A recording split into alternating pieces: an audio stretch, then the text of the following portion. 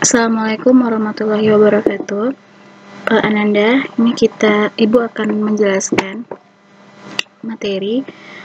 Materi ini sebenarnya sudah ada di learningnya, cuma Ibu akan menjelaskan apa kriteria atau apa saja komponen-komponen ataupun itu apa itu job sheet yang sebenarnya. Oke, ini adalah panduan penyusunan job sheet mata pelajaran produktif pada SMK. Ini Ibu ambil dari Fakultas Teknik UNY. Job sheet adalah lembaran-lembaran yang berisi tugas yang harus dikerjakan oleh siswa. Job sheet memuat paling tidak itu ada judul, kompetensi dasar yang akan dicapai oleh si siswa, kemudian waktu penyelesaian, lalu peralatan atau bahan yang akan diperlukan untuk menyelesaikan tugas tersebut. Nah, berarti job sheet ini adalah lembaran-lembaran untuk membantu siswa dalam mengerjakan latihannya atau mengerjakan tugas praktikumnya. Jadi memang job sheet ini diperuntukkan untuk materi-materi yang bersifat praktikum. Oke, job sheet ini ada menurut kepentingannya itu ada 3 jenis, yaitu job sheet untuk membuat, kemudian job sheet untuk latihan, lalu job sheet untuk perbaikan. Nah, ini tergantung dari nanti hasil dari analisis kurikulum yang Anda lakukan pada saat sebelum penyusunan job sheet. Oke, kemudian sebelum kita membuat job sheet, tentu yang pertama sekali kita lakukan adalah analisis kurikulum terlebih dahulu. Kita menganalisis kurikulum itu dengan cara melihat silabus. Ini ada silabus yang saya ambil dari salah satu tugas Ananda kemarin. Itu saya ambil ini silabus mata pelajaran desain grafis percetakan. Di sini kita bisa lihat bahwa ada KI 3 dan KI 4. KI ini ada 4 ya, ada KI 1, 2, 3, dan 4. Itu maksudnya adalah kompetensi inti yang pertama dan yang kedua, KI 1 dan KI 2 itu bersifat afektif atau sikap. Sedangkan untuk KI 3 itu adalah pengetahuan dan KI 4 itu keterampilan. Nah, nanti kita akan melihat bahwa job sheet itu dilihat dari KI 4. Gitu ya. Jadi job sheet ini memang sifatnya untuk materi yang praktikum, sehingga kita harus melihat dia KI 4. Nah, bagaimana cara kita melihat KI 3 dan KI 4? Di sini ada kompetensi dasar namanya. Kompetensi dasar ini adalah kompetensi yang harus dikuasai oleh si siswa. Nah, ini dia KI 3 dan KI 4. Ini ya, KI 3, kemudian KI 4. KI 3 itu lebih kepada pengetahuan, sedangkan KI 4 itu keterampilan. Nah, di sini ada 3 kompetensi dasarnya, Bu, ada 3.11, 4.11. Ya, jadi memang untuk pembagian KD itu dibagi lagi. Jadi ini ada 3.11. Ini kalau 3.11 itu berarti dia udah masuk pada semester 2. Lihat di sini, kelas 10 semester 2, ya. Nah, KI atau KD ini ya, KD 3.1 dan 4.1 ini dia di semester 1. Jadi ini menandakan bahwa dia ini materi pertama, kemudian ini materi kedua ya, seperti itulah istilahnya.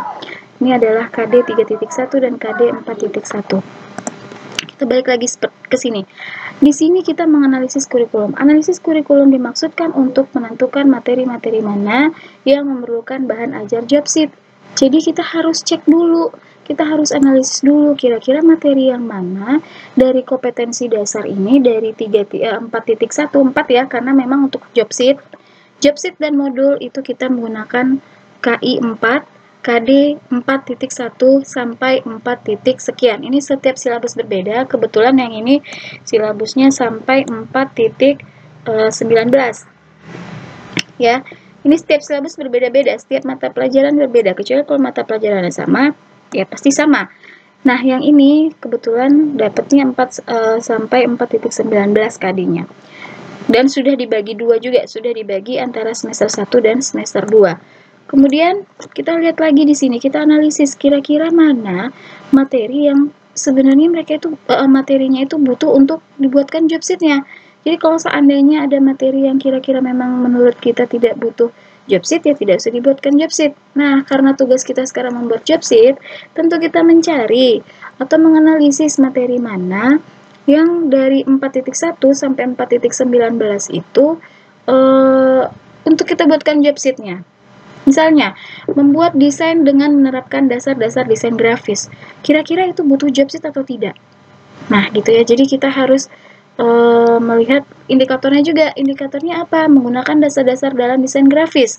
Menerapkan dasar-dasar desain grafis. Kira-kira ini tidak perlu job sheet atau perlu job sheet gitu. Nah, jadi nanti di situ Anda bisa melihat, oh yang ini perlu. Seperti membuat desain menggunakan tipografi yang tepat.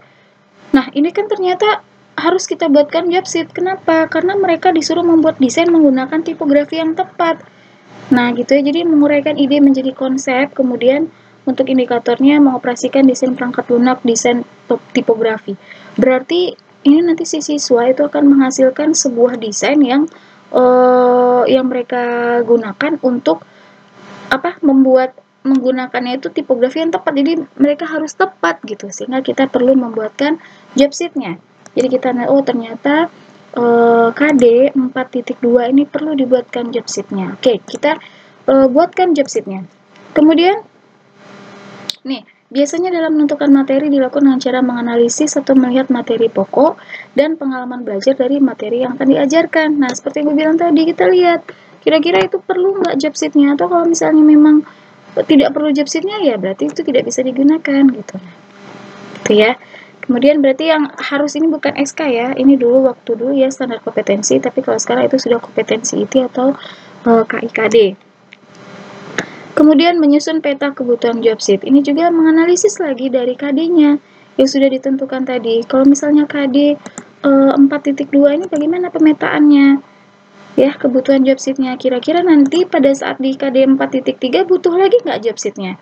Nah, itu yang akan kita buatkan pemetaannya. Tapi nanti bisa dilihat ini kalau untuk kebutuhan peta kebutuhan job sheet ini itu tidak dimasukkan ke dalam job sheet-nya, tidak dilampirkan dalam job sheet-nya, hanya untuk kita menganalisis kira-kira peta kebutuhan job sheet-nya seperti apa. Oke, kita lanjut. Kemudian menentukan judul-judul job sheet. Nah, judul job sheet itu harus sesuai dengan KD-KD yang ada di silabus tadi. Kalau misalnya kita membuat judul job sheet menggambar sketsa dan ilustrasi, tentu ya judul KD-nya kita ambil menggambar sketsa dan ilustrasi, ya tentu pasti judul job sheet-nya menggambar sketsa dan ilustrasi. Kemudian satu KD itu dapat dijadikan satu judul job sheet apabila kompetensi itu tidak terlalu besar. Sedangkan besarnya KD dapat dideteksi antara lain dengan cara apabila diuraikan ke dalam materi pokok, mendapatkan maksimal materi pokok, maka kompetensi itu telah dapat dijadikan sebagai satu judul job sheet. Jadi kita lihat lagi kira-kira kedalaman materinya seperti apa. Misalnya kalau menggambar sketsa dan ilustrasi, kita bisa cek, kan kita punya buku siswa ya.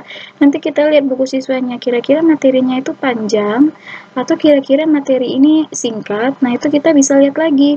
Kalau seandainya dalam satu job sheet itu bisa maksimal 4 materi pelajaran, 4 materi pokok, maka Ibu rasa satu job sheet saja cukup. Tapi kalau seandainya namun apabila diuraikan menjadi lebih 4 materi pelajaran, maka perlu dipikirkan lagi. Kita perlu membuat dipecah job sheet-nya, membuat job sheet 1, job sheet 2, atau cukup dengan satu job sheet saja. Ya.